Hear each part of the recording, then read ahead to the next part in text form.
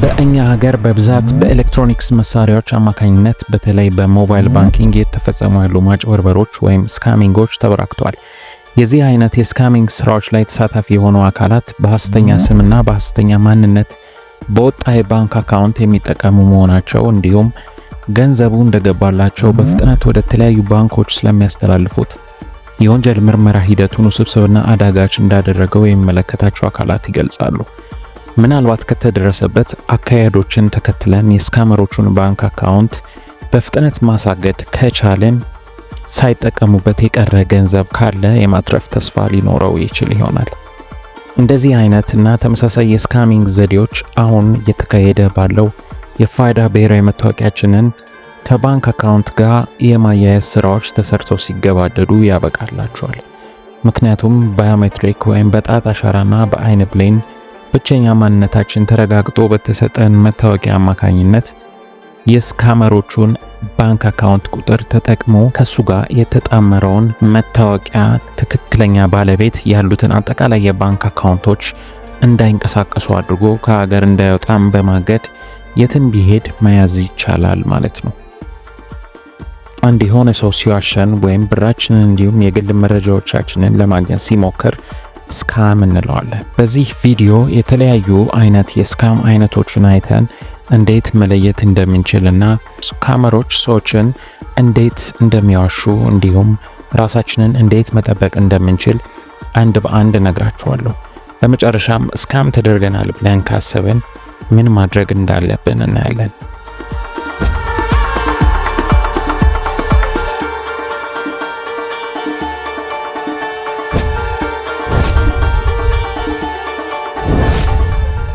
የስካሚንግ ስራዎችን የሚሰሩ ሰዎች ራሳቸውን እናንተ የምታምኗቸውን ሰዎች እና ድርጅቶች መስለው ይቀርቧቸዋል።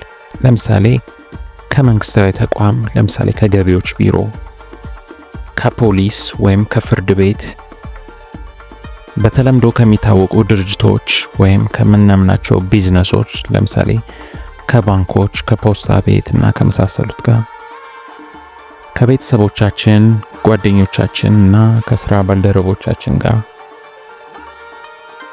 የሆነ የቅርብ ግንኙነት ለምሳሌ የፍቅር እንዲኖረን ከምንፈልጋቸው ሰዎች ጋር ከኢንተርኔት እንዲሁም የስልክ አገልግሎት አቅራቢያችን ለምሳሌ ኢትዮ ቴሌኮም ጋር ከስራ ቀጣሪዎችና የመሳሰሉት ጋር ራሳቸውን አመሳስለው ወደኛ ይመጣሉ። ስካም የሚያደርጉን ሰዎች የሚከተሉትን ሊነግሩን ይችላሉ።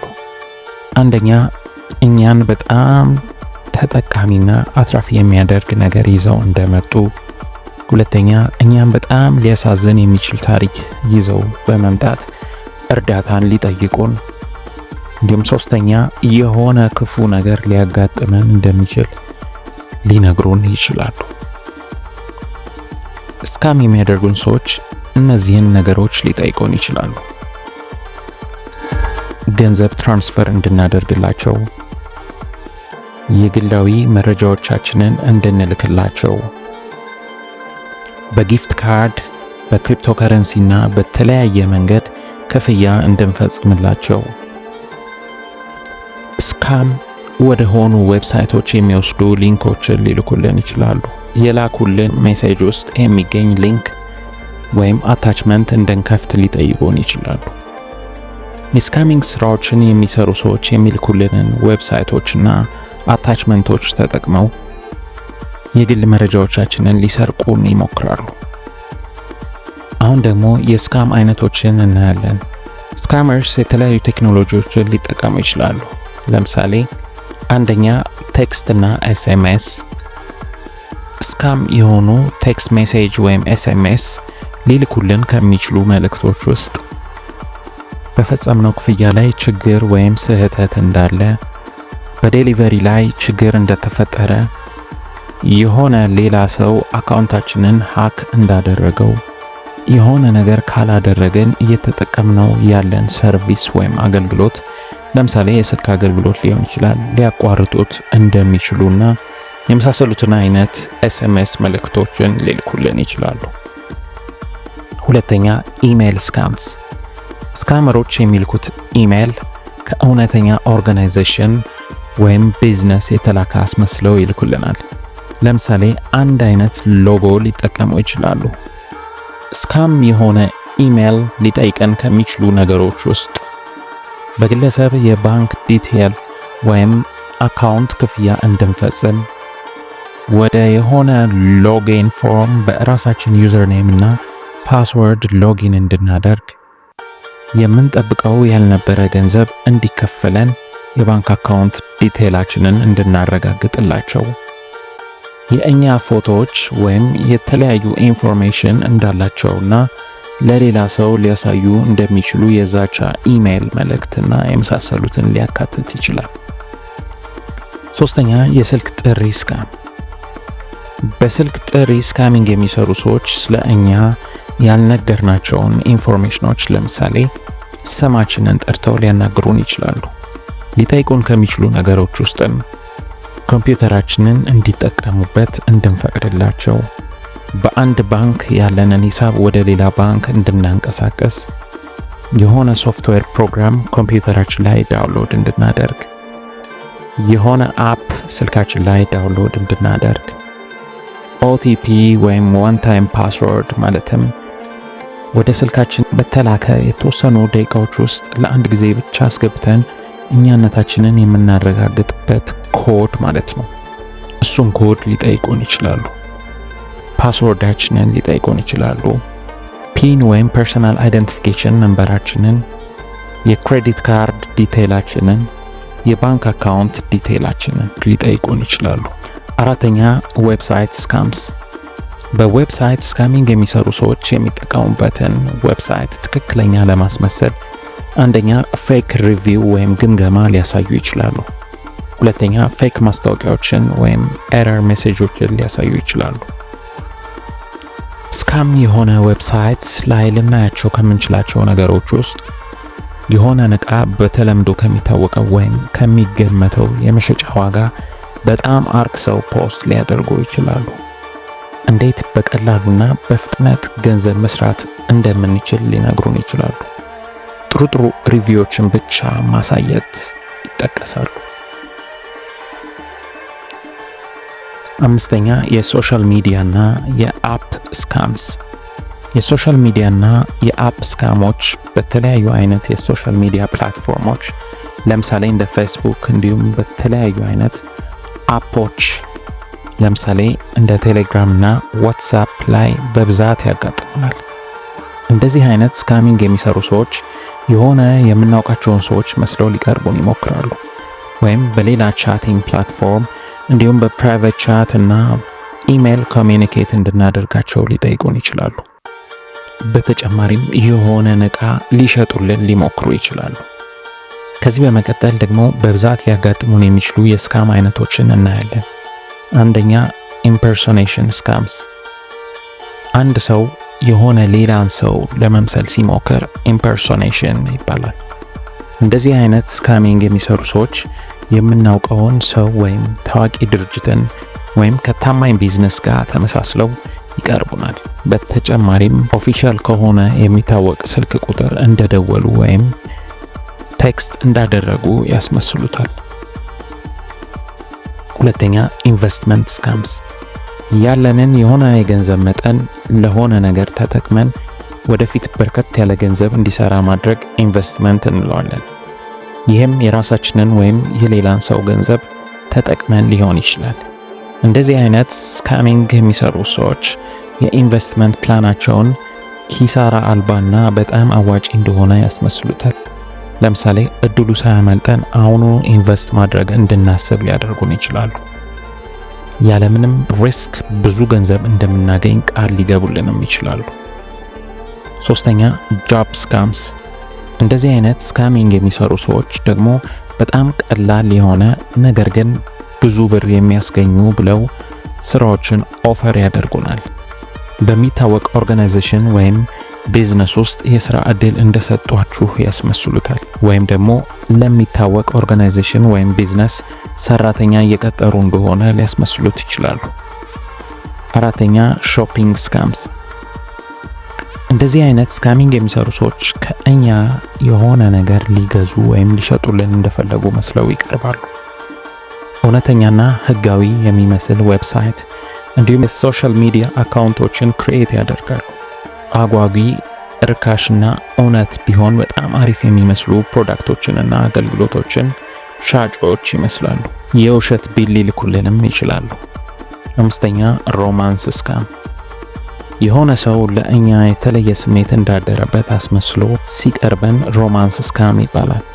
እንደዚህ አይነት ስካሚንግ የሚሰሩ ሰዎች ከእኛ ጋር የፍቅር ግንኙነት የሚፈልጉ መስለው ይቀርቡናል። በሶሻል ሚዲያ ወይም ዴቲንግ ፕላትፎርሞች ላይ ኮንታክት ሊያደርጉን ይችላሉ። ካመናቸው በኋላ የሆነ መጥፎ ነገር እንደተከሰተባቸውና ገንዘብ እንደሚያስፈልጋቸው ሊጠይቁን ይችላሉ። 6ኛ ትሬትኒንግ ስካምስ። የሚፈልጉትን የሆነ ነገር ካልሰጠናቸው የሆነ መጥፎ ነገር ሊያደርጉብን መዛት ትሬትኒንግ ስካም ይባላል። እንደዚህ አይነት ስካሚንግ የሚሰሩ ሰዎች ለምሳሌ ውጭ ሀገር ከሆንን በህግ አካል ሊያስይዙን እና ከሀገር ሊያስባርሩን እንደሚችሉ ወይም ፊዚካሊ ሊጎዱን እንደሚችሉ እንዲሁም አስነዋሪ የሆኑ የእኛ ፎቶ እንዳላቸውና እሱንም በሶሻል ሚዲያዎች ላይ ለብዙ ሰዎች ሊያጋሩብን እንደሚችሉ ሊዝቱብን ይችላሉ። 7ኛ አንኤክስፔክትድ መኒ ስካምስ። የዚህ አይነት ስካሚንግ የሚሰሩ ሰዎች የሆነ ገንዘብ እንዳሸነፍን ሊነግሩን ይችላሉ። ገንዘቡን ከመላካቸው በፊት ግን የተወሰነ ማስፈጸሚያ ገንዘብ እንድንከፍል እንዲሁም የግላዊ መረጃዎቻችንን ለምሳሌ የባንክ አካውንት ኢንፎርሜሽኖቻችንን እንድንሰጣቸው ሊጠይቁን ይችላሉ። አሁን ደግሞ ራሳችንን ከተለያዩ የስካም አይነቶች እንዴት እንደምንጠብቅ እንዲሁም ማድረግ ያሉብን ወይም ማድረግ የሌሉብንን ነገሮች እናያለን። የሆነ ነገር ስካም ሊሆን ይችላል ብለን ካሰብን ማድረግ ያለብን በቀጥታ ወደ ኦፊሻል ዌብሳይት ወይም አፕ ሄደን የኮንታክት ኢንፎርሜሽኖቹ ተመሳሳይ እንደሆኑ ማረጋገጥና ኦፊሻል ከሆነ ዌብሳይት ወይም አፕ ላይ ያገኘነውን የኮንታክት ኢንፎርሜሽን ብቻ መጠቀም ይኖርብናል። የምናውቀው የሆነ ሰው የኮንታክት ዲቴይሎቻቸውን እንደቀየሩ ቴክስት ሜሴጅ ወይም ኤስኤምኤስ ቢደርሰን ማድረግ ያለብን ነገር በበፊቱ የስልክ ቁጥራቸው ደውለን ማረጋገጥ እንዲሁም ተቀየረ ወደ ተባለው ቁጥር ያ የምናውቀው ሰው ብቻ የሚያውቀውና ሊመልሰው የሚችል ጥያቄ ልኮ መጠየቅ። የሆነ የማናውቀው ሰው በስልክ ወይም በቴክስት ወይም በኢሜይል እየዛተብን ከሆነ መቼም ቢሆን ምላሽ መስጠት የለብንም። የማናውቀው ሰው የሆነ ገንዘብ ሊልክልን እድለኛው ሰው ሆነን እንደተመረጥን ካሳወቀን መቼም ቢሆን የግል መረጃዎቻችንን መስጠትም ሆነ ማንኛውም መጠን ያለው ገንዘብ መክፈል የለብንም። ሁሌም ቢሆን የኢሜል አድራሻችንን፣ ስልካችንን በጥንቃቄ መጠበቅ አለብን። እንዴት ለሚለው መልቲ ፋክተር አውተንቲኬሽኖችን መጠቀም። መልቲ ፋክተር አውተንቲኬሽን ማለት ሁሌም ሎጊን ለማድረግ የግድ ሁለት የተለያዩ መንገዶችን ተጠቅመን ሁለቱም አውተንቲኬት ሲሆኑ ብቻ በተሳካ ሁኔታ ወደ አካውንቶቻችን ሎጊን የምናደርግበት የኤሌክትሮኒክ አውተንቲኬሽን መንገድ ነው። ለምሳሌ ከሆነ ኮምፒውተር ላይ ሆነን ወደ ኢሜይላችን በትክክለኛው ፓስወርዳችን ሎጊን ለማድረግ ስንሞክር ወደ ስልካችን ደግሞ እኛ መሆናችንን እንድናረጋግጥ እንዲሁም ሎጊን ለማድረግ የሞከርንበት ያለው ኮምፒውተር ላይ የሚታየንን ቁጥር በስልካችን ላይ ነክተን ሎጊን የምናደርግበት መንገድ ማለት ነው። ስለዚህ ስካሚንግ የሚሰሩ ሰዎች ወደ ኢሜል አካውንታችን መግባት የሚችሉት ሁለቱንም ማለትም የኢሜል አካውንታችንን ፓስወርድ እንዲሁም ወደ ስልካችን የተላከውን ቁጥር ማግኘት ከቻሉ ብቻ ነው። ኮምፒውተራችንን፣ ስልካችንን እንዲሁም የምንጠቀማቸውን አፖች አንቲቫይረስ እና አንቲማልዌር፣ አድዌር፣ ብሎትዌርን ጨምሮ ሁሌም አፕዴት ማድረግ አለብን። ምክንያቱም አፕዴቶች በየጊዜው በኮምፒውተር እንዲሁም በስልክ ኦፕሬቲንግ ሲስተሞች እና አፖች ውስጥ የነበረን የሴኩሪቲ ክፍተት የሚዘጉ ማሻሻያዎችን እና የደህንነት መጠበቂያ ፓቾችን ይዘው ስለሚመጡ ለአዳዲስ ስካሚንጎች ተጋላጭነታችንን ይቀንሱልናል። የእኛን ኮምፒውተር ወይም ስልካችንን ሌላ ሰው እንዲጠቀምበት የሚፈቅዱ ፕሮግራሞችን ወይም አፖችን ዳውንሎድ ማድረግ የለብንም። ስክሪናችን ላይ የሚመጣን የዋርኒንግ ወይም ኤረር ሜሴጅ ፖፕአፕ መንካት የለብንም። ከማናውቀው ሰው በኢሜል አድራሻችን የተላከልንን ሊንክ ትክክለኛ መሆኑን ሳናረጋግጥ መክፈት የለብንም። የሆነ የመገበያያ ዌብሳይት ስካም ሊሆን ይችላል ብለን ካሰብን ሌሎች ተመሳሳይ ዌብሳይቶች ላይ የራሱ እቃ ስንት እንደሚሸጥ ቼክ ማድረግ፣ እንዲሁም ዌብሳይቱን ራን ስለሚያደርጉት ሰዎች ሪሰርች ማድረግ ይኖርብናል። ስካም ናቸው ብለን የምናስባቸውን አካውንቶች ብሎክ ማድረግ፣ እንዲሁም ሶሻል ሚዲያ ፕላትፎርሙን ኮንታክትና ሪፖርት ማድረግ ይኖርብናል። የሆነን ሰው በኦንላይን ብቻ የተዋወቅ ነው ማለትም በአካል አግኝተነው የማናውቅ ከሆነ መቼም ቢሆን ገንዘብ ከጠየቁን አለመስጠት፣ እንዲሁም ፕራይቬት ፎቶዎቻችንን ከጠየቁን በምንም አይነት መንገድ መላክ የለብንም። የሆነ ድርጅት ወይም ቢዝነስ የስራ ዕድል ከሰጠን ሁሌም ቢሆን ስለ ድርጅቱ በደንብ ሪሰርች ማድረግ ይኖርብናል። ድርጅት ወይም ቢዝነስ የምር እኛን ሊቀጥረን ከፈለገ ለስራው ትክክለኛ ክህሎት እና እውቀት እንዳለን መጠየቅ ይኖርበታል። እንዲሁም ኢንተርቪው ላይ አድርገን ይገባል። ኢንተርቪው ሲያደርጉን ደግሞ ከዚህ በፊት ስለነበሩን ስራዎች እንዲሁም ስለ ክህሎታችን የግድ ይጠይቁናል። እነዚህን ጥያቄዎች ካልተጠየቅን መቼም ቢሆን በተሰጠን የስራ ዕድል መስማማት አይኖርብንም። በትክክለኛ መንገድ ስራ ለማግኘት መቼም ቢሆን ለማንም ክፍያ መክፈል አይኖርብንም። ሁሌም የገንዘብ ነክ ምክሮችን ማግኘት ያለብን በዚሁ ዘርፍ የማማከር ፍቃድ ወይም ላይሰንስ ካለው አካል መሆን አለበት።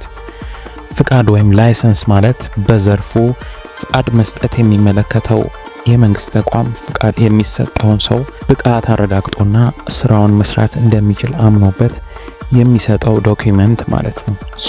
ከእኛ ገንዘብ መጠየቅ የሚችለው ይሄ ላይሰንስ ያለው ግለሰብ ብቻ ነው ማለት ነው። ስካም ተደርገናል ብለን ካሰብን ምን ማድረግ አለብን?